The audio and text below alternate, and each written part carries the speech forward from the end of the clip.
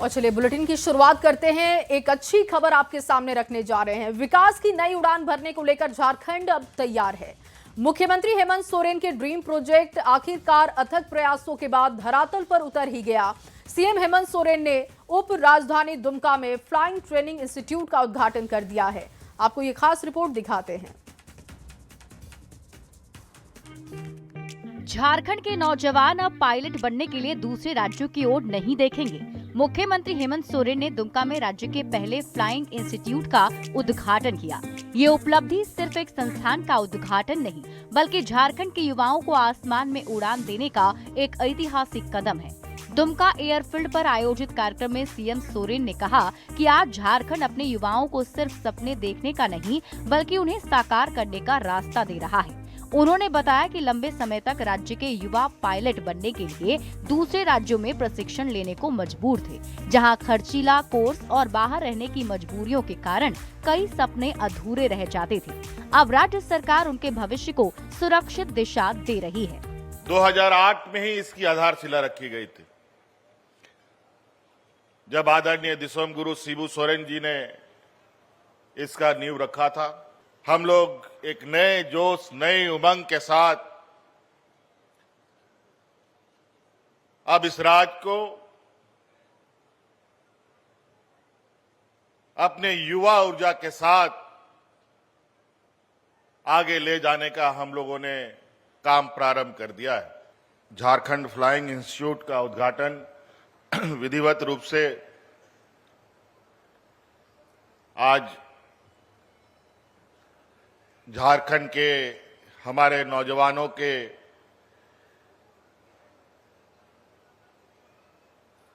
और उनके भविष्य को उज्जवल बनाने के लिए समर्पित किया जा रहा है। कैसे मिलेगा ट्रेनिंग का मौका? फ्लाइंग इंस्टीट्यूट को पूरी तरह से झारखंड सरकार संचालित करेगी।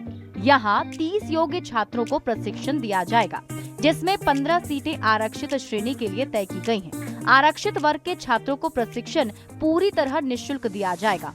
ट्रेनिंग 2 चरणों में होगी। पहला चरण Dumka commercial pilot licence CPL with multi rating. दूसरा चरण एयरबस 320 पर टाइप रेटिंग ट्रेनिंग, यानी प्रशिक्षण लेने वाले युवा न सिर्फ कमर्शियल पायलट बनेंगे, बल्कि बड़े एयरबस विमान उड़ान की भी योग्यता प्राप्त कर सकेंगे। यहाँ के बच्चे अच्छी शिक्षा ग्रहण करें, अच्छी जगहों पे जाने का काम हो, उसी में उन्होंने एक ये आधारशिला उस टाइम रखा था इस फ्लाइंग क्लब का। 2019 में वापस जब आपकी अपनी सरकार बनी, हमारे हेमंत जी वापस राज की बागडोर को लिया, तो कई ऐसी फिर वापस योजनाओं को धरातल पर उतारने का काम हुआ। पूरी ट्रेनिंग 200 घंटे की होगी और इसे देश के प्रतिष्ठित सिविल एविएटर प्रशिक्षण केंद्रों के माध्यम से आयोजित किया जाएगा। दुमका में प्रशिक्षण के लिए 3 जेलिन एयरक्राफ्ट, 3 ग्लाइडर और 1 स्टीमिया एयरक्राफ्ट की व्यवस्था पहले से मौजूद है। सारे बुनियादी ढांचे तैयार कर लिए गए हैं। ये शुरुआत झारखंड के युवाओं के लिए सिर्फ करियर का अवसर नहीं, बल्कि उड़ान भरते झारखंड की नई पहचान है। अब आसमान भी झारखंड के सपनों की सीमा नहीं, बल्कि उनका गंतव्य होगा। न्यूज़ 18 के लिए दुमका से ओम प्रकाश और नितेश कुमार की रिपोर्ट। और वहीं दुमका में मुख्यमंत्री हेमंत सोरेन ने रानीश्वर मसलिया मेगा लिफ्ट सिंचाई परियोजना का मुरुगुनी स्थल निरीक्षण किया। इस परियोजना का 1313 करोड़ रुपए की लागत से निर्माण हो रहा है, जो इस साल के अंत तक पूरा भी हो जाएगा। परियोजना के पूरा होने पर रानीश्वर और मसलिया प्रखंड की 22,283 हेक्टेयर भूमि की सिंचाई सुविधा मिलेगी। बैराज निर्माण से जल संचय क्षमता बढ़ेगी और आसपास के तालाबों में पर्याप्त पानी भी उपलब्ध होगा।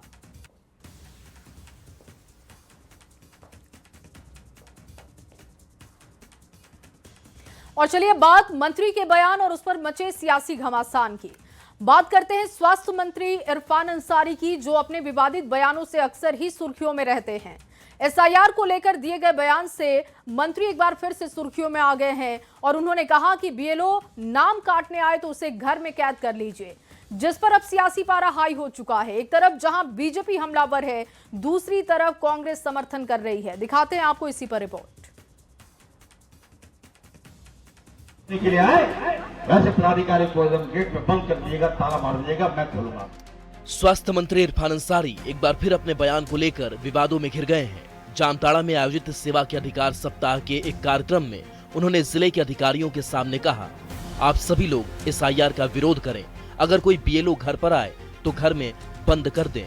बीएलओ नाम काटने आ रहा है, उसे घर में बंद कर दीजिए। मेरे आने के बाद उसको छोड़िए। अगर कोई आपका नाम अगर पूछने के लिए आए वैसे पदाधिकारी को एकदम गेट में बंद कर दीजिएगा, ताला मार दीजिएगा, मैं खोलूंगा। मंत्री के इस बयान के बाद सियासी घमासान तेज हो गया। बीजेपी ने विरोध जताया तो जेएमएम ने कहा, विरोध करने का अपना अपना तरीका होता है। ये लोकतंत्र को बंधक बनाने का निंदनीय प्रयास है या नहीं? खुलेआम आपके नेता इस ढंग का आह्वान करेंगे जैसा इरफान अंसारी ने किया कि कोई केवल पूछताछ के लिए आए तो उसको बंधक बना लो।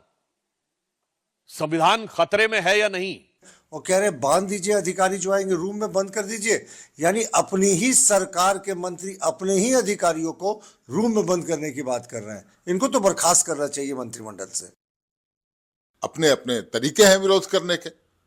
हम सतर्क रहने, हमने अपने कार्यकर्ताओं को बोला है। पता चलेगा कहीं पर ऐसी भी बातें सामने आ जाएंगी कि विरोध थोड़ा चरम पर पहुंच सकता है। लोकतंत्र को की हत्या की जा रही है एसआईआर के माध्यम से, और हमने झारखंड विधानसभा से भी एसआईआर के विरोध में प्रस्ताव पारित करने का काम किया है। विवाद बढ़ता देख इरफान अंसारी ने सफाई दी। कहा, मेरा विरोध सिर्फ और सिर्फ एसआईआर को लेकर है, इसे किसी भी कीमत पर लागू नहीं होने दूंगा। पहले मैं क्लियर कर देना चाहता हूँ, मेरे बयानों को मैनिपुलेट किया गया है। भारतीय जनता पार्टी जो है बहुत शातिर है। ये लोग तिगड़मबाजी का एक्सपर्ट है भाजपा। हमने कहा कि कोई फर्जी लोग अगर आते हैं आपके पास, फर्जी बीएलओ अगर आता है तो उसको पकड़ के रखिए। मैं आऊंगा तभी छोड़िए। हम जानना चाहते हैं कौन है ये लोग। मंत्री ने भले ही सफाई दे दी है, लेकिन सियासी भूचाल अभी थमने का नाम नहीं ले रहा। बीजेपी इस मुद्दे को भुनाने में जुटी है तो कांग्रेस समर्थन कर रही है, जबकि जेएमएम ने साफ किनारा कर लिया है। न्यूज़ 18 के लिए रांची से गौरव झा, देवघर से मनीष दुबे के साथ जामताड़ा से सुमन भट्टाचार्य की रिपोर्ट। और चलिए इस बीच आपके सामने एक बड़ी खबर रखते हैं। इरफान अंसारी के बयान का मुख्य चुनाव अधिकारी ने संज्ञान ले लिया है। बीएलओ को बंद करने के बयान पर यह रिपोर्ट मांगी गई है। जिला निर्वाचन अधिकारी से रिपोर्ट मांगी गई है। जामताड़ा के डीएम से रिपोर्ट मांगी गई है। झारखंड के मुख्य चुनाव अधिकारी रिपोर्ट को चुनाव आयोग से भी साझा करेंगे। जानकारी इस बात की आ रही है कि झारखंड के मुख्य चुनाव अधिकारी जो रिपोर्ट होगी वो चुनाव आयोग के साथ साझा करेंगे और उसके बाद इस विवादित बयान पर, इस भड़काऊ बयान पर किस तरीके का एक्शन है वो देखना होगा।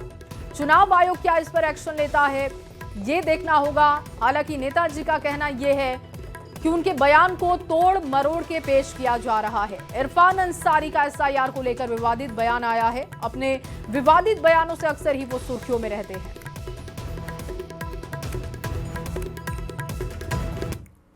और झारखंड में निकाय चुनाव को लेकर राज्य निर्वाचन आयोग ने हाई कोर्ट में सील बंद शपथ पत्र दाखिल कर दिया है। प्रार्थी के अधिवक्ता विनोद सिंह ने बताया कि आयोग ने 8 हफ्ते तैयारी और 45 दिन चुनाव प्रक्रिया के लिए मांगा है। अदालत ने 30 मार्च तक चुनाव कराने के निर्देश दिए, जिससे कि अब साफ हो गया है कि 30 मार्च से पहले चुनाव संपन्न कर लिए जाएंगे। तो 8 सप्ताह प्लस 45 दिन यही टर्म यूज किया है राज्य निर्वाचन आयोग ने। तो इस हिसाब से माननीय न्यायालय ने जो सीलबंद लिफाफे में जो राज्य निर्वाचन आयोग के द्वारा कुछ बातें गई उसे पेरूज करने के बाद में न्यायालय ने फाइनली इस मामले में 30 मार्च का डेट निर्धारित है। तो इस प्रकार हम ये कह सकते हैं कि 30 मार्च से पहले ये इलेक्शन करवा लेंगे और इलेक्शन कंप्लीट होने के बाद में whether the order has been fully complied और नॉट, वो 30 मार्च के रखा गया है तिथि। और इस खबर के साथ एक छोटा सा ब्रेक, जल्द हाजिर होंगे, आप बने रहिए हमारे साथ।